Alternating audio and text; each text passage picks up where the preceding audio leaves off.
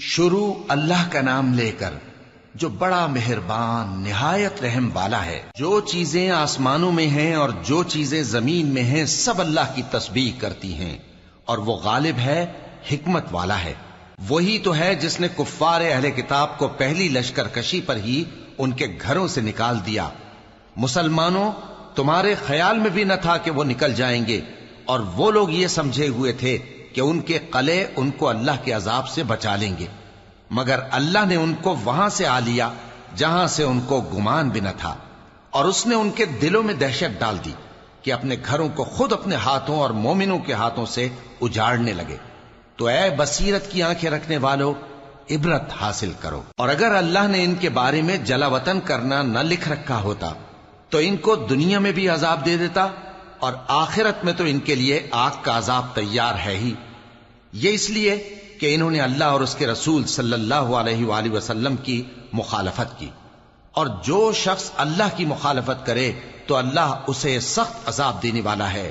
مومنوں، کھجور کے جو درخت تم نے کاٹ ڈالے یا ان کو ان کی جڑوں پر کھڑا رہنے دیا، سو یہ اللہ کے حکم سے تھا، اور اس سے مقصود یہ تھا کہ وہ نافرمانوں کو رسوا کرے۔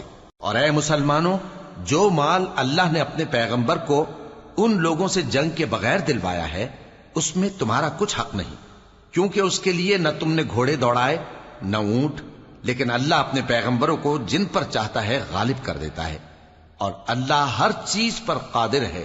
جو مال اللہ نے اپنے پیغمبر صلی اللہ علیہ وآلہ وسلم کو بستیوں والوں سے دلوایا ہے، وہ اللہ کے اور پیغمبر کے قرابت والوں کے اور یتیموں کے اور حاجت مندوں کے اور مسافروں کے لیے ہے، تاکہ جو لوگ تم میں دولت مند ہیں انہی کے ہاتھوں میں نہ گردش کرتا رہے، اور جو چیز تم کو پیغمبر صلی اللہ علیہ وآلہ وسلم دیں وہ لے لو، اور جس سے منع کریں اس سے باز رہو، اور اللہ سے ڈرتے رہو، بے شک اللہ سخت عذاب دینے والا ہے۔ اور ان ضرورت مند مہاجروں کے لیے بھی جو اپنے گھروں اور مالوں سے خارج اور جدا کر دیے گئے ہیں، جو اللہ کے فضل اور اس کی خوشنودی کے طلبگار اور اللہ اور اس کے پیغمبر کے مددگار ہیں، یہی لوگ سچے ہیں۔ اور ان لوگوں کے لیے بھی جو مہاجرین سے پہلے اس گھر یعنی مدینے میں مقیم ہیں اور ایمان میں مضبوط ہیں، اور جو لوگ ہجرت کر کے ان کے پاس آتے ہیں وہ ان سے محبت کرتے ہیں، اور جو کچھ ان کو ملا اس سے اپنے دل میں کچھ خواہش اور خلش نہیں پاتے، اور ان کو اپنی جانوں پر مقدم رکھتے ہیں خواہ وہ خود بھی فاقے سے ہوں۔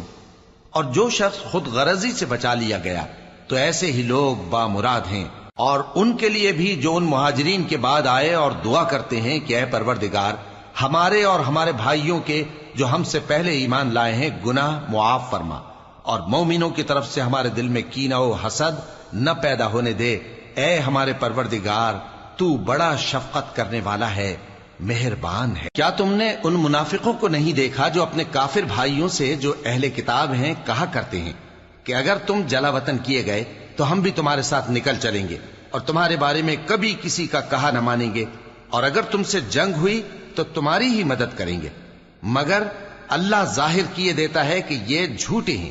اگر وہ نکالے گئے تو یہ ان کے ساتھ نہیں نکلیں گے، اور اگر ان سے جنگ ہوئی تو یہ ان کی مدد نہیں کریں گے، اور اگر مدد کریں گے بھی تو پیٹ پھیر کر بھاگ جائیں گے، پھر ان کو کہیں سے بھی مدد نہ ملے گی۔ مسلمانوں، تمہاری ہیبت ان لوگوں کے دلوں میں اللہ سے بھی بڑھ کر ہے، یہ اس لیے کہ یہ سمجھ نہیں رکھتے۔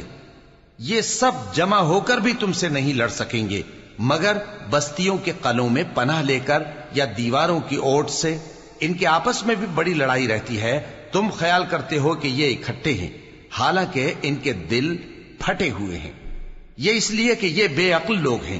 ان کا حال ان لوگوں کا سا ہے جو ان سے کچھ ہی پیشتر اپنے کرتوت کی سزا کا مزہ چکھ چکے ہیں، اور ان کے لیے دکھ دینے والا عذاب تیار ہے۔ منافقوں کی مثال شیطان کی سی ہے کہ انسان سے کہتا رہا کہ کافر ہو جا، پھر جب وہ کافر ہو گیا تو کہنے لگا کہ مجھے تجھ سے کچھ سروکار نہیں، مجھ کو تو اللہ رب العالمین سے ڈر لگتا ہے۔ تو دونوں کا انجام یہ ہوا کہ دونوں دوزخ میں جائیں گے، ہمیشہ اس میں رہیں گے، اور بے انصافوں کی یہی سزا ہے۔ اے ایمان والو، اللہ سے ڈرتے رہو، اور ہر شخص کو دیکھنا چاہیے کہ اس نے کل یعنی آخرت کے لیے کیا سامان بھیجا ہے، اور ہم پھر کہتے ہیں کہ اللہ سے ڈرتے رہو، بے شک اللہ تمہارے سب اعمال سے خبردار ہے۔ اور ان لوگوں جیسے نہ ہو جانا جنہوں نے اللہ کو بھلا دیا تو اللہ نے انہیں ایسا کر دیا کہ وہ خود اپنے آپ کو بھول گئے۔ یہی لوگ ہیں نافرمان۔ اہل دوزخ اور اہل بہشت برابر نہیں، اہل بہشت ہی کامیابی حاصل کرنے والے ہیں۔ اگر ہم یہ قرآن کسی پہاڑ پر نازل کرتے تو تم اس کو دیکھتے کہ اللہ کے خوف سے دبا اور پھٹا جاتا ہے۔ اور یہ مثالیں ہم لوگوں کے لیے بیان کرتے ہیں تاکہ وہ غور کریں۔ وہی اللہ ہے جس کے سوا کوئی معبود نہیں، پوشیدہ اور ظاہر کا جاننے والا، وہ بڑا مہربان ہے، نہایت رحم والا ہے۔ وہی اللہ ہے جس کے سوا کوئی عبادت کے لائق نہیں، بادشاہ حقیقی، ہر عیب سے پاک، سلامتی دینے والا، امن دینے والا، نگہبان، غالب، زبردست، بڑائی والا۔ اللہ مشرکوں کے شرک سے پاک ہے۔ وہی اللہ تمام مخلوقات کا خالق، ایجاد و اختراع کرنے والا، صورتیں بنانے والا، اس کے سب اچھے سے اچھے نام ہیں۔ جتنی چیزیں آسمانوں اور زمین میں ہیں سب اس کی تسبیح کرتی رہتی ہیں، اور وہ غالب ہے، حکمت والا ہے۔